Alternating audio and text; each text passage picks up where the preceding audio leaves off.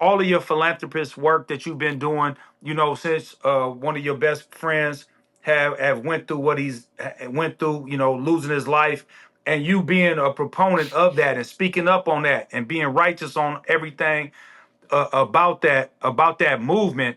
Um, like when that happened, right? Because we've all lost people, right? You know what I'm saying? And God bless you, your brothers. You know what I'm saying? I know. You know what I'm saying? Mm-hmm. You know what I'm saying? Everybody Appreciate it. that you've lost, man. Salute to everybody, and salute to you too for standing strong and holding it down. Appreciate you, bro. But when something like that happens, you feel what I'm saying?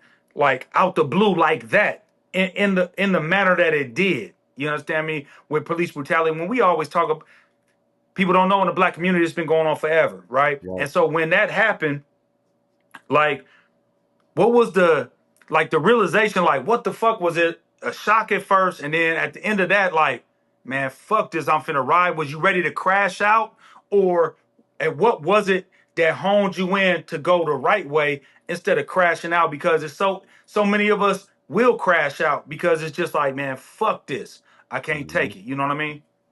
Well. For me, bro, I appreciate all the love too. I can't wait to do my movie or tell my documentary because God has put some amazing and some difficult situations in my life that all made me the person I am today, right? Mm-hmm. So, um, with George Floyd, it was different because it's stuff like that you see in movies. Mm-hmm. Like we never thought, like I never grew up thinking that, okay, bam, I see a close friend get killed by a cop, but not just see it, the whole world see it. And he becomes someone, a face of change. Say what I would say, he becomes the face of change, right? So I was just sleep on my couch with my daughter, and my phone was just ringing, kept ringing, and I was getting a whole bunch of texts from my wife's mother. My wife is from Minnesota. Her mom still lives in Minnesota. So I saw it. I'm like, I'll answer them later because we always talk about all kind of stuff. Then I get a text from my homeboy Mike D when I finally wake up, and it says, "You see what they did to your twin." So if you from Third Ward, Texas, or you from Port Arthur, me and George Floyd call each other twin. We've been calling each other twin forever. How we met, my rest in peace, his homeboy Telly brought him to Port Arthur. First Telly told me, he was like, bro, Floyd? I'm like, nah, I never met him. He's like, man, y'all might have the same dad. I'm like, whatever. He bring Floyd to me. As soon as we see each other, first we look at each other like, nigga, who your dad? Nigga, who your daddy? You know what I'm saying? Because we look that much alike. You know what I'm saying? Ever since Right. then, my whole NBA career, summertime, I'm pulling up on him and his nephew Woo. I'm down there, we smoking and drinking, hanging out, we do all summer. So that's how we became cool. He was super protective of me. A lot of times when you're in those neighborhoods, niggas around think because you're around, they can hang, ask you for shit. He made sure nobody around was trying to ask for shit and leech off me, whatever. So we was real tight. So when I woke up and got the text from Mike and I seen that, like immediately I start throwing stuff and I start crying because that's the last thing I expect to wake up to. Seeing my homeboy murder, you know what I'm saying? Now it's all on TV, like, you know what I'm saying? So, and this how genuine I was with the shit, E. So, when shit like this happen, everybody and their mama trying to get in front of the cameras, benefit from it, see how they can get Right. next to the family and all kind of shit. So with me, I'm looking at it like, damn, it ain't no blueprint to do this shit. So I'm just sitting like, I'm just hurt, I don't know what to do. So I get a call from his daughter's mother, right? She telling me, she's been around the family's lawyer, which was Ben Crump, and he said some things to her that rubbed her the wrong way to make her feel that he's not really about George Floyd. He about something else. He told her that he's going to take care of the family, then he's going to come back and take care of the golden child. So she feeling like you're not going to exploit my daughter.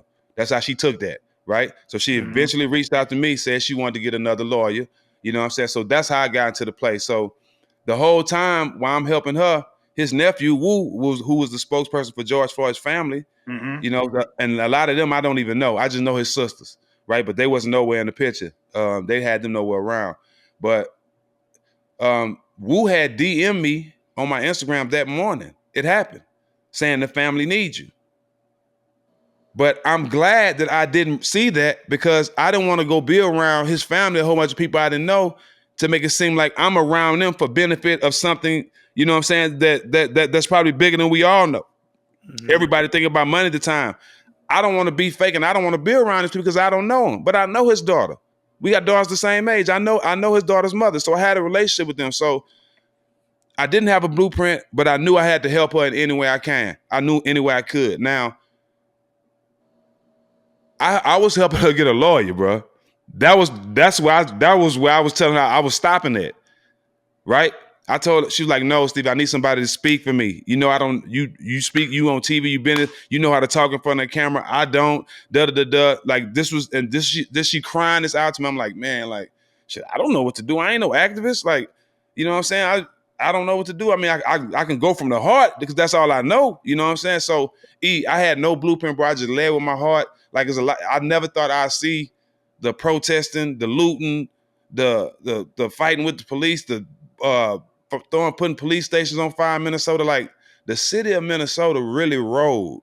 You know what I'm saying? And it felt like some movie stuff, but I think the only reason God protected me, because, you know, I was getting death threats. I was getting all my DMs were blowing up with death threats. People calling my phone, hacking my phone, all kind of shit, bro. Shit to make you want to go run and hide. You know what I'm saying? But I didn't. I stood tall. You know what I'm saying? And like I said, I didn't know what I was doing, but for the most part, bro, at one point I had lost like 20 pounds because I wasn't eating. Stressing. But waking up, doing 4-5 news stations a day, you know what I'm saying? Bro, this was the biggest civil rights movement in history that I led. 18 countries and 50 states all protested at one time. It's never been done. So I was here, you know what I'm saying? Like, I had no idea what I was doing at the time. I was just leading with my heart, and I was just being the face for my brother and helping his daughter and his mom, dog. And you know what I'm saying? I really feel I did my part. Did we get change? Yeah, but has things changed? No. They still killing us. You know, it's still going on. But I'm just happy that I had a place in history with doing something right and doing something for our people. You know what I'm saying? It wasn't specifically for myself.